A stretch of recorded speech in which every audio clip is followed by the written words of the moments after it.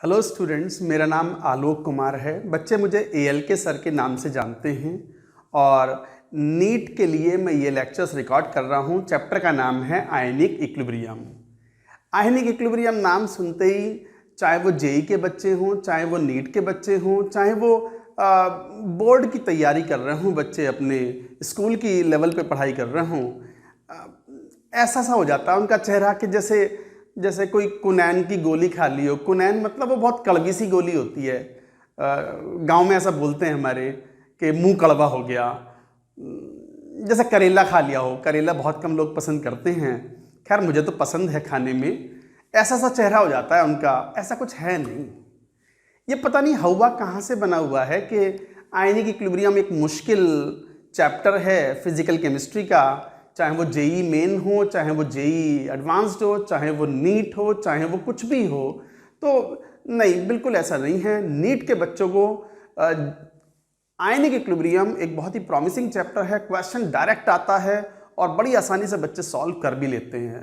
बस डरना नहीं है, पढ़ना है। जैसे आपके टीचर आपको बता रहे हैं उनको फॉलो करना है और देखना things will be good. You will go to the good medical college and you will become a very good successful doctor। चलिए इस पॉइंट से मैं चैप्टर स्टार्ट करता हूं ionic equilibrium, a chapter of physical chemistry. NCERT में ये 11th class में होता है। अब जब हम बात करते हैं आयनिक इक्विलिब्रियम मतलब आयंस के साथ इक्विलिब्रियम सब्सटेंस का, वैसे तो एक और केमिकल इक्विलिब्रियम भी होता है। Chemical equilibrium generally molecular equilibrium कहलाता है। जैसे PCl5 को हीट करते हैं तो टूट जाता है PCl3 एंड Cl2 गैस में, तो ये मॉलिक्यूलर स्पीशीज हैं। इस तरह के इक्विलिब्रियम को हम केमिकल इक्विलिब्रियम बोलते हैं। But the concept of chemical equilibrium are very well applicable in ionic equilibrium also. तो कॉन्सेप्चुअली केमिकल इक्विलिब्रियम के जो कॉन्सेप्ट्स हैं वो आयनिक में काम आएंगे।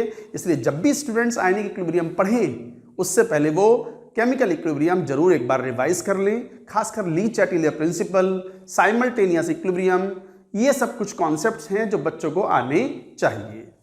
चलिए बात करते हैं, चैप्टर को आगे बढ़ाएंगे। आयनिक इक्विलिब्रियम, तो हेडिंग लिखो आयनिक इक्विलिब्रियम।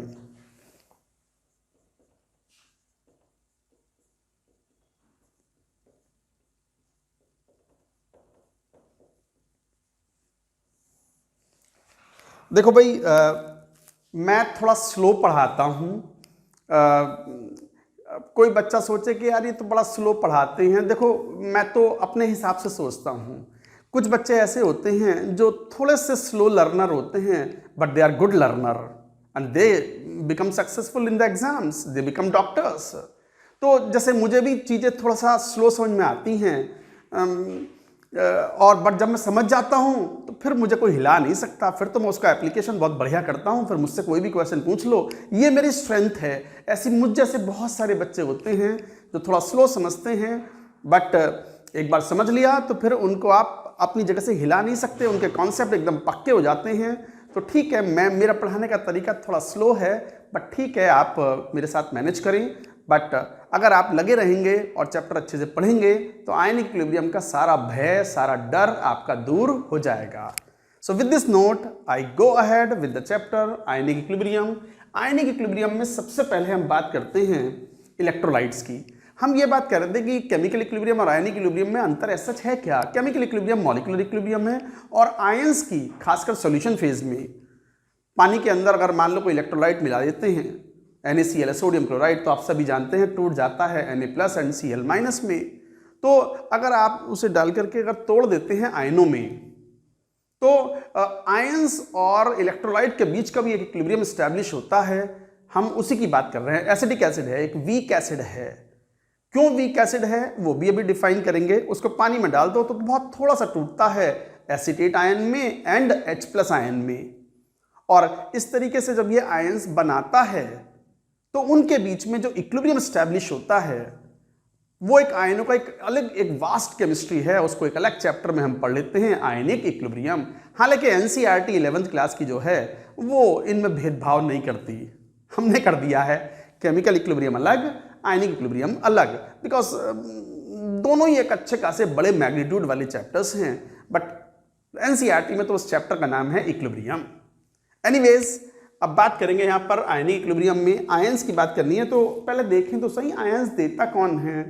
तो एक बहुत जनरल क्लासिफिकेशन है कि इलेक्ट्रोलाइट्स को हम 3 तरीके से क्लासीफाई कर सकते हैं, strong electrolyte, weak electrolyte and non electrolyte. नाम से ही मालूम पड़ रहा है कैसे, तो लिखो types of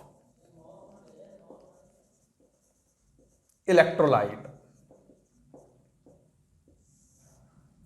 types of electrolyte में ए, कौन से, स्ट्रॉन्ग इलेक्ट्रोलाइट,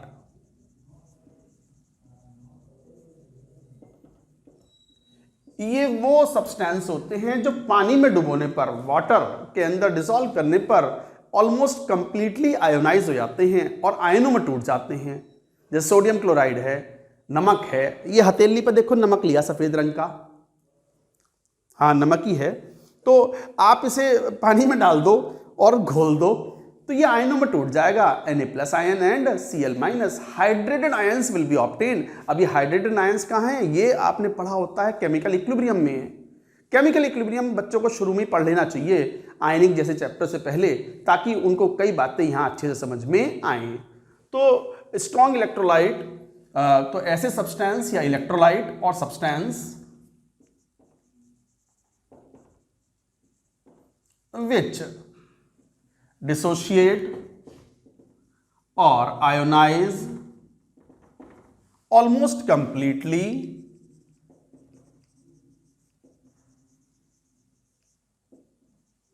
in water। हमारे लिए वाटर एक यूनिवर्सल सॉल्वेंट है, तो हमारी जो आयनिक इक्विलिब्रियम की स्टडी है मोस्टली ये वाटर में ही है। कुछ ना कहेंगे तो हम सॉल्वेंट क्या मान के चलेंगे, वाटर। तो सब्सटेंस विच डिसोशिएट और ionise almost completely in water. जैसे इनके एग्जाम्पल्स ये बड़े इंपॉर्टेंट होते हैं, आपको याद रहने चाहिए, क्योंकि पूरी आयनिक इक्विलिब्रियम की जो केमिस्ट्री है, फॉर्मूले हैं, सब इन्हीं पॉइंट्स पर बेस्ड हैं। जैसे स्ट्रॉन्ग एसिड्स, अब बच्चों को याद रखना चाहिए कि स्ट्रॉन्ग एसिड्स कौन कौन से हैं, बड़े गिने चुने से हैं। एक तो जैसे HCl, HBr, HI, HNO3, HClO4, HClO3, ये जो एसिड्स हैं इनफैक्ट H2SO4 को भी काउंट कर लेते हैं स्ट्रॉन्ग एसिड में। हालांकि H2SO4 का फर्स्ट आयोनाइजेशन कंप्लीट होता है, सेकेंड आयोनाइजेशन पार्शियल होता है, बट क्वेश्चन सॉल्विंग में आपको H2SO4 स्ट्रॉन्ग इलेक्ट्रोलाइट की तरह ही ट्रीट करवाना है, नो वरीज। अच्छा HF नहीं है इसमें, HF वीक इलेक्ट्रोलाइट में आएगा पानी के अंदर, मैं बात करूंगा। तो HCl, HBr, HI, HNO3, HClO4, HClO3, H2SO4, these are the very common examples of strong acids। अच्छा स्ट्रॉन्ग बेसिस, ये भी तो इलेक्ट्रोलाइट्स में पूरे टूट गए। पूरे टूट गए का मतलब HCl है, वैसे तो गैस है, रूम कंडीशन पे HCl, HBr, HI क्या है, गैसेस। आप इसे पानी में पास करवा दो इस गैस को, HCl को, टूट करके आयनों में अलग हो जाएगा, H+ अलग, Cl- अलग। ऐसे स्ट्रॉन्ग बेस, स्ट्रॉन्ग बेस में जैसे sodium hydroxide, potassium hydroxide, rubidium hydroxide, caesium hydroxide, barium hydroxide, strontium hydroxide. LiH भी ले सकते हो, LiH को भी ले लेते हैं। हालांकि LiH की सॉल्युबिलिटी थोड़ी सी कम होती है NaOH KOH के मुकाबले में वाटर के अंदर, but they are considered with a strong base। NaOH, KOH, RbOH, rubidium hydroxide मतलब एल्कली मेटल के hydroxides and some of the alkaline earth metal hydroxide. क्यों सम, क्यों? कैल्शियम हाइड्रोक्साइड ना लेंगे क्या सर? कैल्शियम हाइड्रोक्साइड पानी में थोड़ा पार्शियली सॉल्युबल है, बट वैसे है strong electrolyte.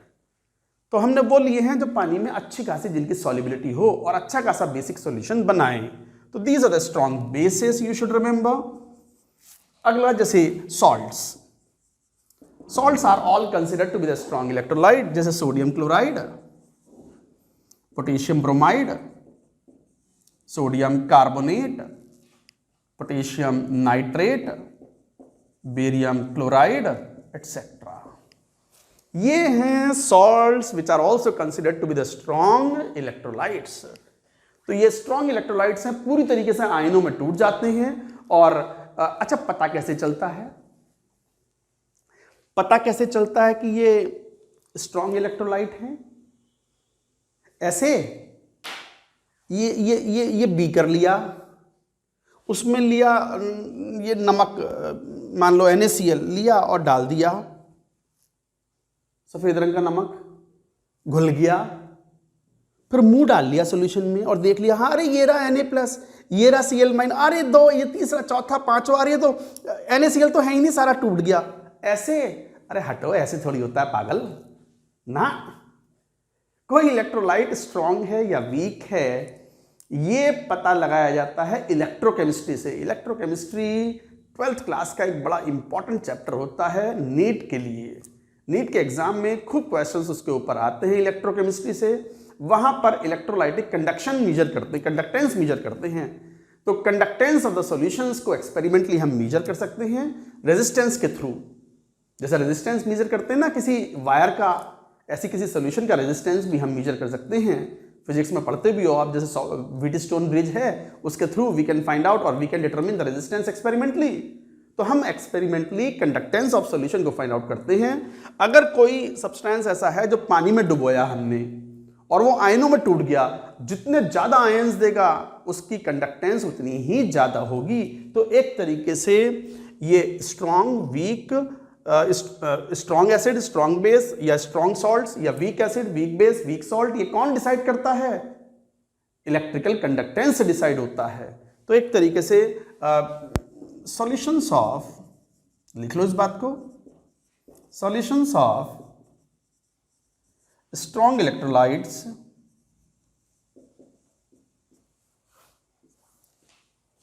Are highly conducting.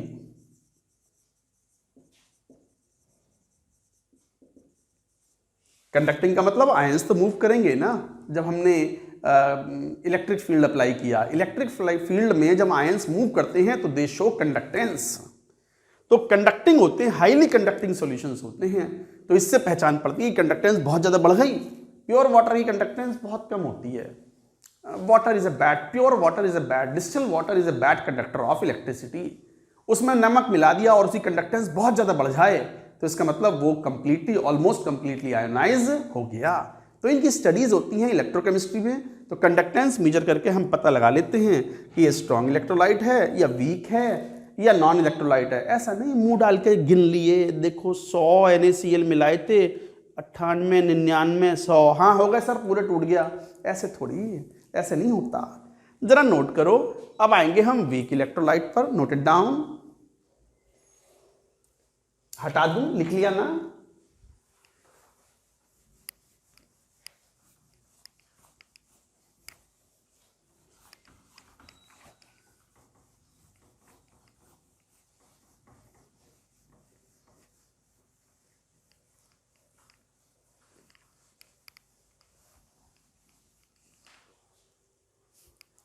B,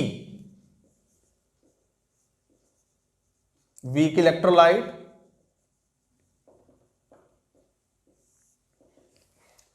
देखो, वीक इलेक्ट्रोलाइट क्या होते हैं? जो पार्शियली आयोनाइज हो, कंप्लीटली आयोनाइज ना हो। विच आयोनाइज पार्शियली इन वाटर। पानी के अंदर जो पार्शियल आयोनाइजेशन शो करें, आयंस बनाए तो सही, बट पूरी तरीके से वो टूट ना पाए।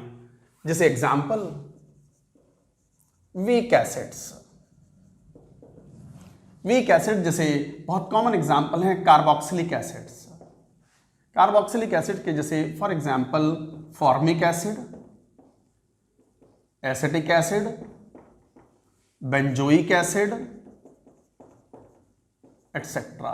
ये सब क्या हैं? ये सब वीक इलेक्ट्रोलाइट्स में काउंट होते हैं। और भी हो सकते हैं जैसे HCN, जैसे H2CO3, जैसे H2S हाइड्रोजन सल्फाइड, और जैसे HOCN। इस तरह के जो एसिड्स होते हैं ये वीक एसिड्स की कैटेगरी में काउंट किए जाते हैं। हाइड्रोसायनिक एसिड बोलते हैं इसको, वैसे तो हाइड्रोजन साइनाइड है। जैसे HCl है, अगर HCl गैस है तो क्या बोलते हैं उसको? Hydrogen cyanide. और यदि HCl एक्वस है तो बच्चों क्या बोलते हैं इसको? Hydrochloric acid.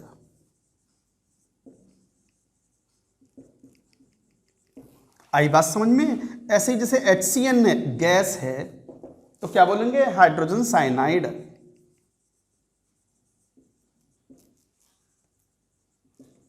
और बच्चों अगर मान लो इसे पानी में डुबो दिया और पानी में डुबोने के बाद एक्वस सॉल्यूशन बन गया HCN, तो क्या बोलोगे? Hydrocyanic acid.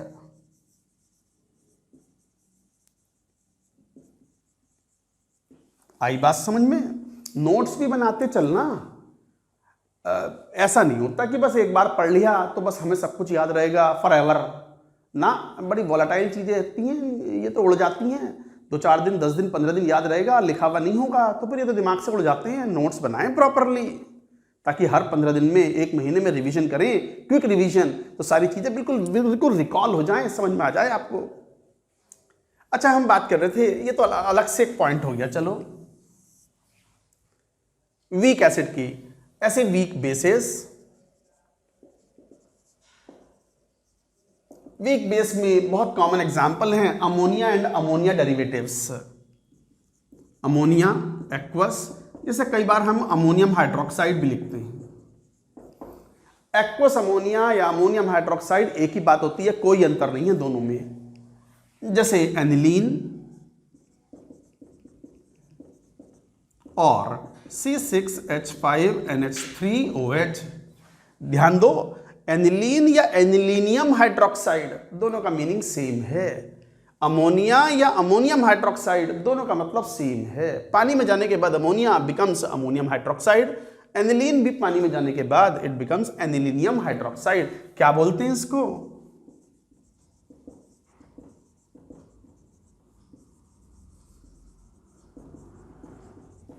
Anilinium hydroxide.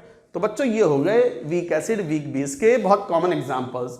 Week base mostly ammonia के डेरिवेटिव्स होते हैं, तो अमोनिया के derivatives they are considered to be the weak bases. तो ये था वीक इलेक्ट्रोलाइट। अच्छा, वीक इलेक्ट्रोलाइट के सॉल्यूशन क्या होंगे स्ट्रॉन्ग इलेक्ट्रोलाइट के कंपैरिजन में? आप ही बताओ। स्ट्रॉन्ग एसिड के कंपैरिजन में वीक एसिड के जो सॉल्यूशंस होते हैं वो लेस कंडक्टिंग होते हैं। तो such aqueous solutions are low conducting or less conducting।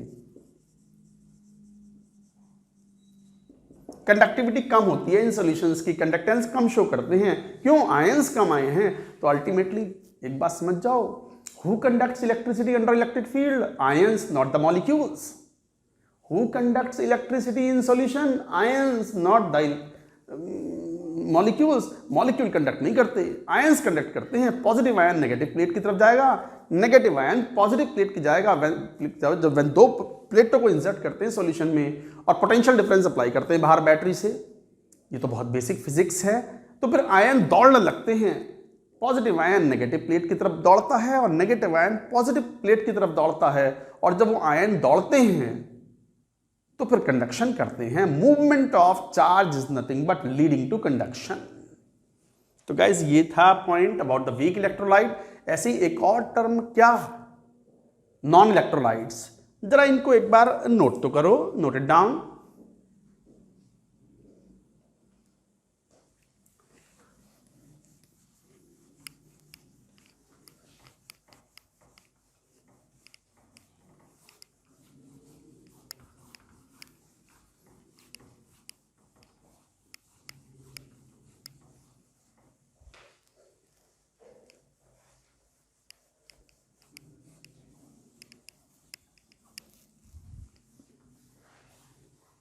Then comes C.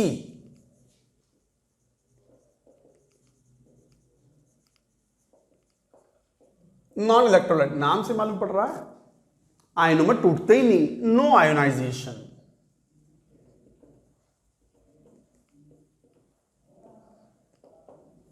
नहीं, पानी में टूटते ही नहीं, no ionisation in water. But घुल जाते हैं, but dissolve, but dissolve freely in high concentration, but dissolve in water। Simple सादे शब्दों का इस्तेमाल करो ना यार। but dissolve in water mainly due to hydrogen bonding.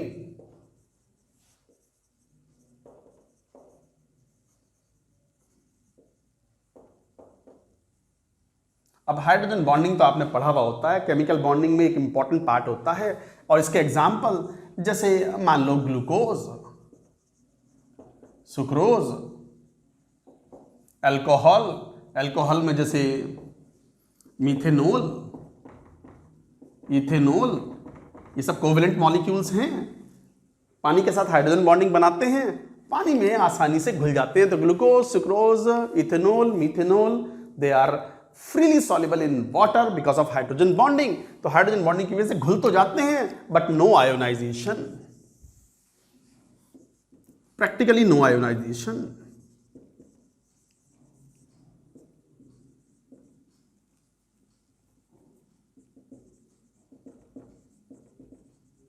No ionisation in water. इसलिए तो क्या बोला इन्हें, नॉन इलेक्ट्रोलाइट। इसका मतलब इनके सॉल्यूशंस भी क्या होंगे, non conducting.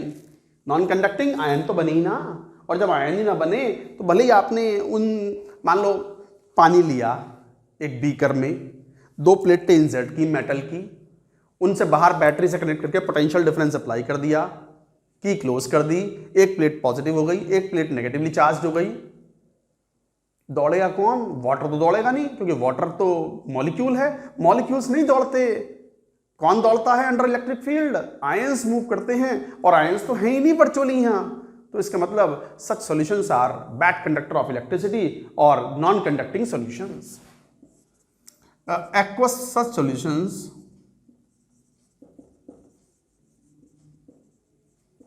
Are non conducting.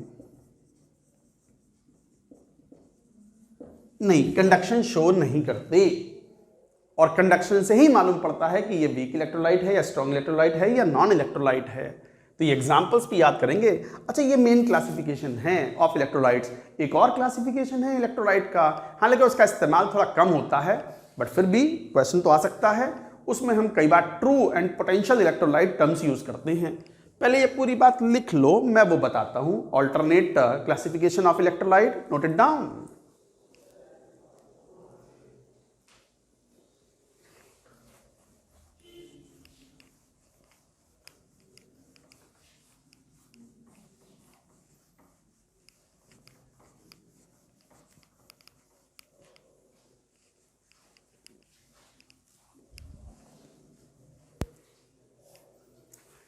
Alternate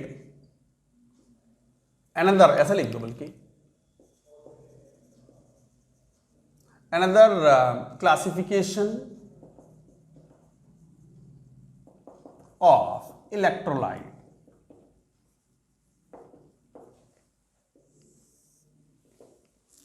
another classification of electrolyte, 2 तरीके से हम इलेक्ट्रोलाइट को डिफाइन कर लेते हैं। True electrolyte,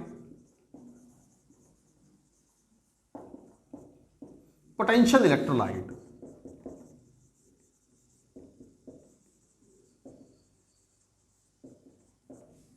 What is true electrolyte? Consists of ions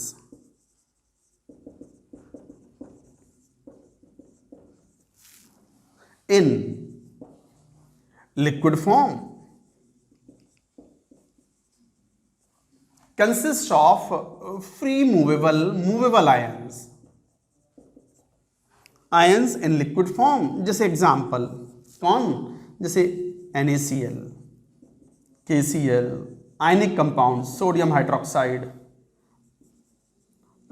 मान लो इस तरह के एग्जाम्पल्स एटसेट्रा। तो NaCl, KCl, NaOH, ये लिक्विड फॉर्म में it consist of Na+ and Cl- ion. नहीं, पानी नहीं मिला रहा है, पानी की तो डेफिनेशन में आ ही नहीं रहा है, पानी से कोई लेना देना नहीं है इस बार। ट्रू इलेक्ट्रोलाइट वो विच कंसिस्ट ऑफ आयंस, जैसे आयनिक कंपाउंड्स। आयनिक कंपाउंड्स में आयंस होते हैं, हालांकि सॉलिड स्टेट में आयंस मूव नहीं करते। अगर NaCl सॉलिड क्रिस्टल है तो फिर तो आपको पता है कि each sodium ion is surrounded by 6 Cl- and each Cl- is surrounded by 6 Na+ ions. और ये भी याद रखें कि किसी सॉलिड के अंदर जो एटम्स या मॉलिक्यूल्स या आयंस होते हैं, they only vibrate from the mean position. वो ट्रांसलेट या रोटेट नहीं कर सकते, हालांकि इन्हें बोलते हैं हम डिग्रीज ऑफ फ्रीडम। फिजिक्स में कई बार काम आती हैं ये, translational degrees of freedom, rotational degrees of freedom, vibrational degrees of freedom. Translation मतलब चल के जाना, यूं सीधा चल के गया, I have been translated from that place to this place. Rotation मतलब अब मैं रोटेट करके थोड़ी दिखाऊंगा, मतलब मॉलिक्यूल सीधा चल ही रहा हो और साथ में रोटेट भी कर रहा हो अबाउट अ सर्टेन एक्सिस। और वाइब्रेशन मतलब यूं वाइब्रेट कर रहा हो from the mean position. So that is kind of vibration. Solids के अंदर एटम्स एंड मॉलिक्यूल्स और ions, the constituent particles only vibrate from the mean position, they do not translate, they do not rotate, that's why they have the definite shape and definite volume. यही तो कारण है of definite shape and definite volume का, solids का। तो ये solid state में भी आयन रखते हैं but immovable, but movable ion रखते हैं लिक्विड फॉर्म में, इसलिए आयनिक कंपाउंड्स होते हैं, ट्रू इलेक्ट्रोलाइट कहलाते हैं। They are covalent, do not consist of ions, in fact they are covalent molecules, but convert into ions in water। पानी के अंदर वो आयनों में टूट जाते हैं, बट अपने आप में फ्री फॉर्म में उनमें आयन नहीं होते। जैसे कौन? HCl, H2SO4, HNO3 etcetera etcetera. तो ये एग्जाम्पल हैं HCl, H2SO4, HNO3 एटसेट्रा। ये सब क्या है? ये पोटेंशियल इलेक्ट्रोलाइट है। पोटेंशियल का मतलब खुद प्योर फॉर्म में इलेक्ट्रोलाइट नहीं है। Do not conduct electricity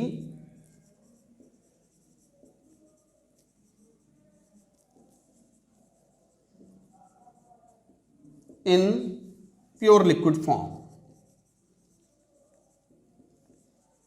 pure liquid form में do not conduct electricity in large amount. थोड़ा बहुत तो सेल्फ आयोनाइजेशन जैसे वाटर का होता है, थोड़े बहुत तो करते ही हैं, बट लार्ज कंडक्शन नहीं शो करते इन द प्योर फॉर्म।